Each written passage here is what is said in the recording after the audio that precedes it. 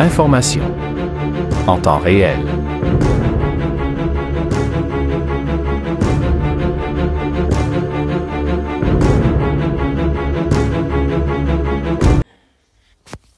Shalom, shalom, peuple de Dieu.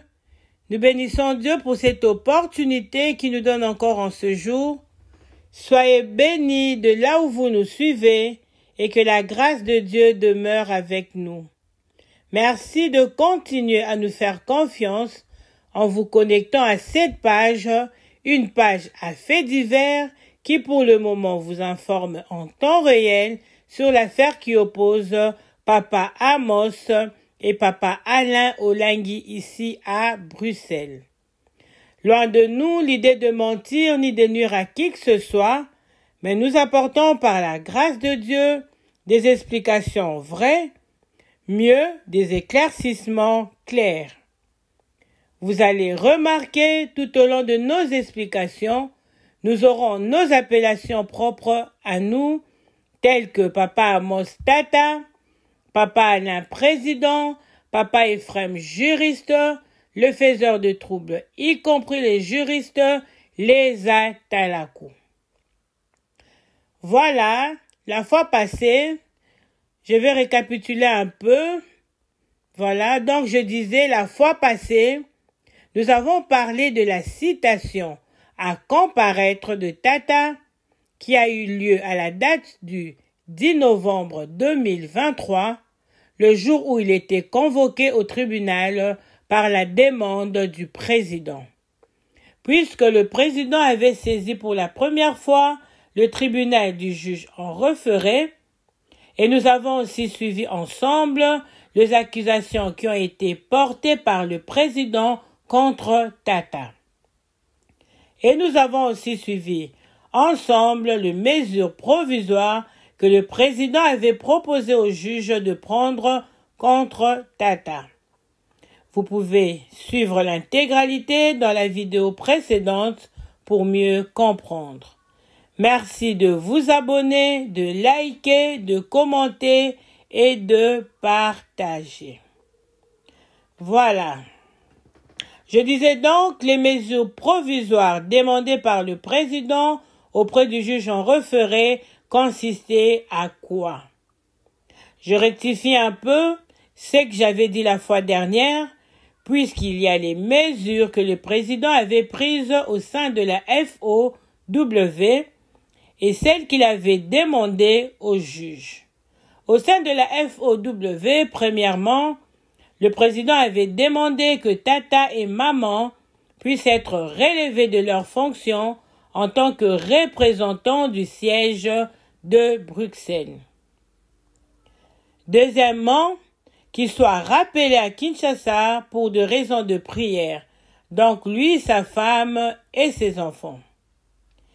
Mais la mesure qu'il avait demandée auprès du juge était que Tata et Maman soient relevés de leurs fonctions, et pour ça, il avait sollicité qu'ils puissent quitter les bâtiments de la Cité de Merveille comme étant des représentants pour que le juge puisse rendre sa décision sous le bénéfice de l'urgence pour qu'il soit remplacé par Monsieur André Maleka. Nous allons suivre la vidéo de la destitution de Tata et de toutes les mesures qu'ils avaient prises quelques mois avant de saisir le juge en référé, donc à partir du Congo.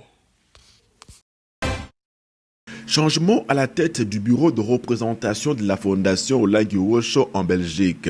Ainsi, on a décidé le président de la Fondation Olangui Osho, Papa Alain Gabriel Olangui, depuis le 19 juin 2023. Décision rendue publique il y a peu. Désormais, le représentant légal délégué pour la Belgique, c'est le disciple de Jésus, Papa André Maleka. La trésorière, Maman Grace Mwamba. Le conseiller spirituel, Papa Fred Wilfried Nkwa. Le conseiller administratif, Papa Hubert Mwembo.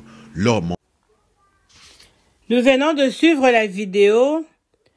Voilà, je vais essayer vraiment de vous expliquer cette affaire du tribunal, vraiment du mieux que je peux pour vous amener à comprendre. Donc, même si je dois quelquefois me répéter, c'est vraiment dans le but de me faire bien comprendre. Et vous aussi, à votre tour, commentez, likez pour me faire comprendre que vous me comprenez bien. Revenons alors à notre histoire. Je vous avais dit la fois dernière que, devant le juge en référé, le président avait invoqué l'urgence. Puisqu'il avait saisi le juge en référé, donc il fallait effectivement démontrer l'urgence en question.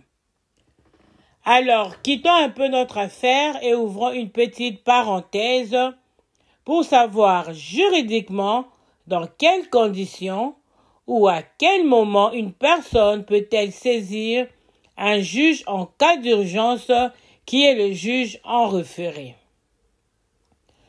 Devant le juge ou devant le tribunal, lorsqu'on parle de l'urgence, ou soit l'urgence, c'est justifié quand il y a risque de préjudice.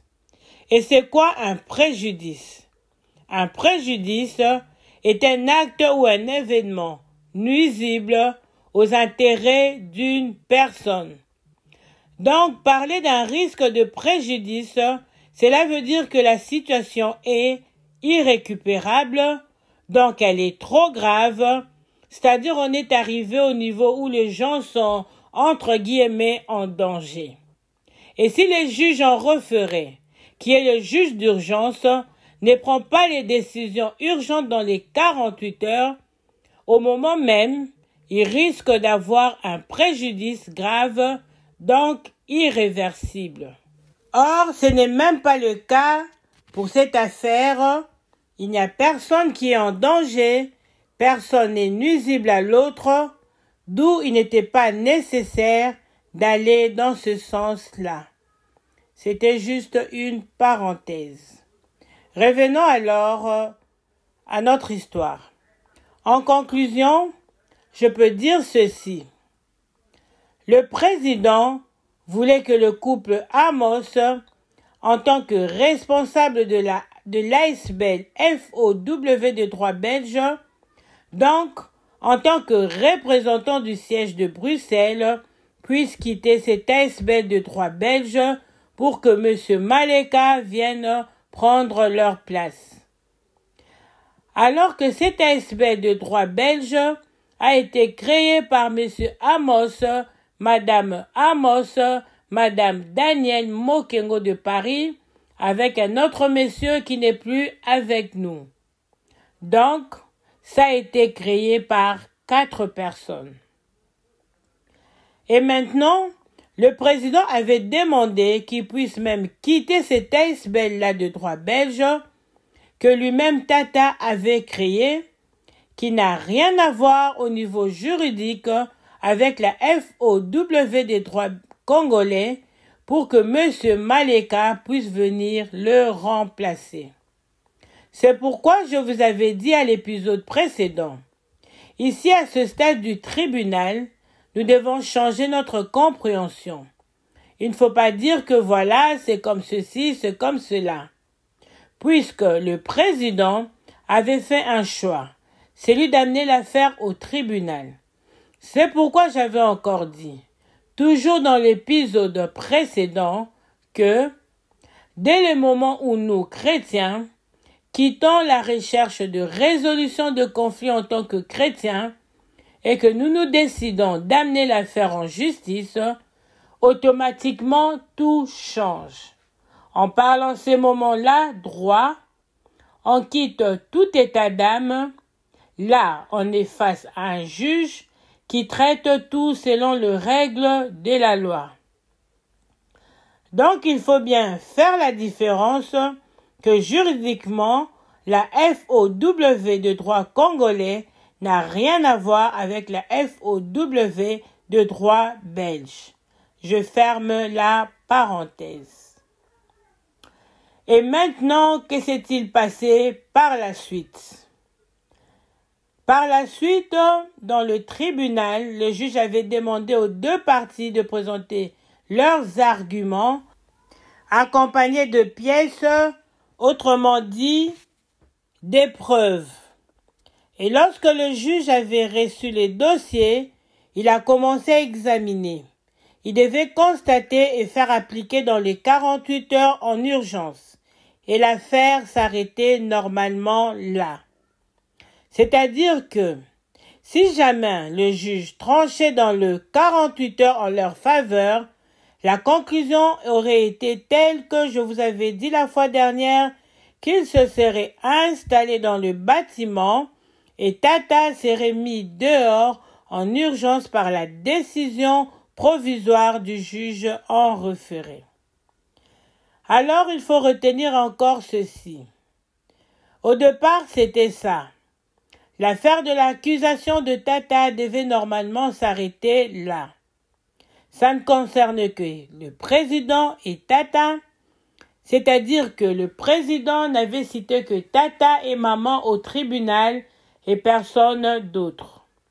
Tout était déjà prêt, les accusations étaient déjà introduites au tribunal, il fallait simplement que le juge constate et fasse appliquer dans les 48 heures en urgence. Puisque, lorsque Tata avait reçu la citation à comparaître du tribunal, certains membres parmi les responsables avaient la connaissance de motifs pour lesquels était accusé Tata. Connaissant maintenant le motif des accusations, alors ces membres responsables cherchaient comment faire pour trouver une solution à cette situation. C'est en ce moment-là qu'est venue une idée à l'un de nos papas qui est devenu par la suite le représentant de tous les membres de la cité de merveille. À notre papa, le représentant, lui était venue l'idée d'initier une affaire d'opposition contre toutes les accusations que les présidents avaient portées contre Tata. Alors, avant d'en arriver là, je reviens encore un peu en arrière pour vous aider encore à bien comprendre. Le dimanche 22 octobre 2023, le jour où ils étaient venus créer les troubles, notre papa, là donc le représentant des membres, avait réfléchi en disant « Non, on ne peut pas laisser comme ça, qu'on vienne nous embêter. » Il est allé voir Tata en disant « Papa, comment cela se fait-il qu'on nous attaque et nous on subit? Parce que dans cette histoire, nous avons vu naître cette affaire. On a participé, on a travaillé pour ça. Il y a ceux qui ont contribué financièrement pour soutenir cette action. Mais comment on peut venir vraiment nous attaquer et nous dire qu'on va te mettre dehors et nous on ferme les yeux, on ne s'oppose pas, on ne fait rien. » C'est comme ça que notre papa va dire à Tata qu'il voudrait initier une affaire qui consisterait à s'opposer contre toutes les accusations portées et les décisions que le président avait évoquées contre Tata. C'est là maintenant où nous, membres de la Cité de Merveille, nous nous sommes levés avec notre représentant et la seule façon de s'opposer était que il fallait commencer d'abord par faire une pétition pour que le membre que nous sommes signe ces pétitions. Pour dire que nous refusons avec la dernière énergie tout ce qui se passe. Et cette pétition a été effectivement signée par tous les membres de la Cité de Merveille. Mais l'affaire ne se terminait pas simplement à ça. Alors, avec la pétition, il y avait déjà une idée qu'il y a un groupe de membres qui s'opposent et qui refusent tout ce qui se passe. Et comme on avait déjà la pétition, c'est ainsi que nous l'avions envoyée au tribunal avant le jour de la première audience. Puisque nous nous sommes dit, en ce moment-là, que cette affaire nous concerne, nous allons intervenir dans cette procédure. Donc, le tribunal avait déjà une preuve de notre pétition et le juge avait acté notre intervention. C'est comme ça, maintenant, nous, membres de la Cité de Merveille, nous sommes partis au procès. Donc, tout ce qui se passe nous concerne. En d'autres termes, nous pouvons dire, ou je peux dire, que maintenant il y a le couple Amos, nous, les membres de la Cité de Merveille, contre la FOWRDC que dirige le président. Car théoriquement, devant le juge, vous ne pouvez pas vous opposer à quelque chose simplement qu'avec les mots, ça ne marche pas. Il faut amener des preuves. Voilà. Alors, l'audience avait commencé ce jour-là, mais elle n'avait pas duré. L'avocat du président avait pris la parole pour plaider par rapport à leur motivation qui les avait poussés à saisir le juge. Comme cette audience ne durait que 30 minutes, le juge avait donné aussi la parole à l'avocat de Tata pour la défense. Alors il faut savoir qu'à ce niveau, l'enjeu était très compliqué, puisqu'il faut bien comprendre la nuance lorsqu'on parle du juge en référé, ce n'est pas de la blague. Puisqu'il suffisait d'un petit rien, Tata pouvait tomber. Car, voyez-vous l'intérêt manifesté par le président sous la conviction du juriste en saisissant le juge en référé, c'est basé justement sur le fait que le juge est au départ ignorant. Il n'a aucune connaissance de la situation exacte. Il ne connaît pas la vraie version de l'histoire.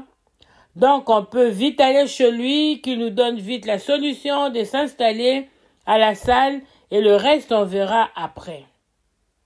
Puisque chez lui, donc chez les juges, on lui avait présenté simplement les 3 documents dont je vous avais cité dans la vidéo précédente qui semblaient donner l'apparence d'un dossier soutenu. Théoriquement, rien qu'avec ces documents-là, si le juge avait estimé de s'arrêter là, sans chercher d'aller d'abord plus loin, il pouvait le faire, il pouvait s'arrêter et Tata serait mis dehors. Puisqu'il a devant ses yeux les documents qui démontrent que le président et les responsables de la FOW lui-même étaient présents à l'audience, ainsi que le document de la décision du 23 septembre 2023 qui relevait Tata et maman de leurs fonctions au sein de la FOW, donc siège de Bruxelles, et il avait brandi avec toute assurance le document du titre de propriété des bâtiments de la Cité des Merveilles, dont je vous avais dit au moment venu, je vous dirai comment sont-ils entrés en possession de ce document-là. Puisque le juriste lui avait promis, donc il avait promis au président, qu'avec ce document-là, le vieux allait tomber sans problème dans les 48 heures. Et comme je venais de le dire, le juge n'a pas en ce moment-là la connaissance du vrai problème. Lui au départ n'a que l'information selon l'accusation qu'on lui a apportée. Et c'est maintenant à la partie défenderesse, ou soit les défendeurs, ou encore à la partie accusée, qui est celle de Tata, d'amener les documents dans le sens d'éclairer le juge. Mais de notre côté, on n'était pas prêt ce jour-là, puisque la convocation de la citation était arrivée à quelques jours seulement de l'audience. Comprenez bien que c'était un appel en urgence qui a été demandé, puisqu'au début, je vous ai dit que lorsqu'on saisit un juge en urgence, on suppose que les gens sont en danger. C'est ainsi que même la date pour comparaître est très proche, puisque le juge sous-entend qu'il y a vraiment urgence. C'est ainsi qu'on n'avait pas beaucoup de temps pour se préparer, donc notre avocat avait soutenu devant le juge qu'on n'avait pas des arguments de droit. Alors l'avocat s'est défendu. Après que l'avocat ait fini de parler, le juge a donné aussi quelques minutes à Tata. Et comme Tata n'avait pas beaucoup de minutes, il a pris la parole simplement en disant « Monsieur le juge, c'est moi qui ai créé cet ASBL depuis 1996. C'est moi qui ai initié cette idée de pouvoir acheter les bâtiments et je ne comprends pas pourquoi toutes ces accusations. » Tout de suite après que Tata est intervenu, comme je l'avais signifié que cette audience ne dure que 30 minutes, et après cela, le juge donne le verdict dans les 48 heures, et c'est très rare qu'il y ait une deuxième audience auprès du juge en référé, surtout si le juge a reçu de documents qui semblent être bien précis, tels que ceux qui ont été présentés par le président, qui pouvait faire en sorte que le juge prenne d'abord une décision provisoire en signifiant à Tata ce qui suit. C'est juste un exemple que je donne. Monsieur Amos, au regard de preuves qui sont à ma possession, en ma qualité du président de la première instance de tribunal de Bruxelles, je prends la décision provisoire de vous expulser des bâtiments de la Cité de Merveille et suite aussi à la lettre de destitution du responsable de la FOW, M. Alain Olangui, et je lui remets dans ses droits d'utiliser ces bâtiments dans le plus bref délai. Donc je disais que là je donne vraiment un exemple au cas où les choses étaient à leur faveur. Donc c'est juste un exemple. Alors malgré tout ça, le Dieu que sert son serviteur Papa Amos est un Dieu juste. Vraiment un Dieu juste. Au lieu de ça, le juge avait repoussé l'audience de quelques semaines. Il a demandé qu'on lui amène encore d'autres documents. Parce qu'il avait trouvé un peu louche que le président vienne destituer une personne qui a géré une ASBL pendant plus de 27 ans. Et vous savez vous-même que les Blancs sont très rigoureux en ce qui concerne l'ancienneté. En sachant que la personne que le président veut destituer, cette même personne est le fondateur de cette ASBL. Vraiment, ça devient contradictoire pour le juge. Voilà comment s'est achevée l'audience du 10 novembre 2023 par le mot du juge. Et le juge avait fixé alors la prochaine audience au 18 décembre 2023 pour rendre sa décision. C'est ainsi que leur espoir de regagner la salle dans les 48 heures s'était envolé. Ils sont sortis de là très confus, fâchés, surtout pour les Atalakou, vraiment comme de personnes qui n'ont jamais connu Tata, même pas une salutation, vraiment comme deux ennemis qui se retrouvent face à face. Honteux de voir que leur plan venait encore une fois de plus de tomber dans l'eau. À la fin de cette audience, ils se sont séparés. Pour aujourd'hui, nous nous arrêtons là.